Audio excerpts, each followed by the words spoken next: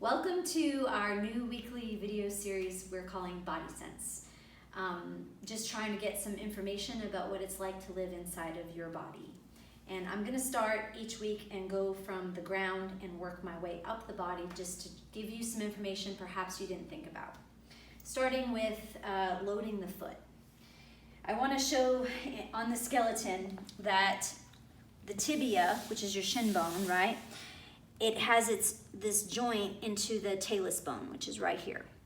So when you dorsiflex your foot, you'll notice that if you just pull your foot up, the talus kind of pivots and has to go posterior glide-wise to the tibia, okay? So I just want you to see that happens. Now, if I'm weight-bearing, I'm gonna show you on my foot. If I'm weight-bearing, that's not what's happening actually because of the way gravity is landing on my foot.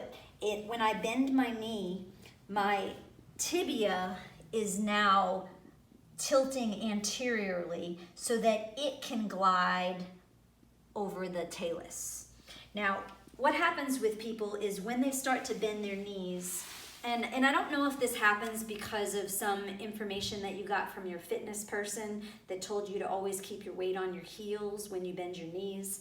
Hopefully not, but you know, there's a place for that, but in regular function of the knee and the ankle, like for jumping, you would never do that. So when you bend your knee, it's really, in weight bearing, a bending of the ankle as well. If you don't bend the ankle, then what you're doing is you're stressing the anterior portion of your ankle and loading your knee. And we don't want to load the knee. We share the distribution of the load between the knee and the ankle. So when we bend, we glide it backward. Now, another issue is people that have high arches. They have a high talus bone here too, architecturally sometimes. So when they bend their knee, it hits bone on bone. And so you have to use a lot of imagery and understanding of what happens to the fascia at the bottom of your foot when you bend your knee. That fascia should be lengthening out like you have a long ski. So as I stand, I have some integrity and tension under my arch, not much because I got flat feet. But then when I bend my knee, right, and I want to load my foot, I want those ligaments in the arch to spread and lengthen because that's going to allow the fascia around my Achilles and the fascia coming up my calf to lengthen out so that they can then spring in should I need to jump, run, change direction.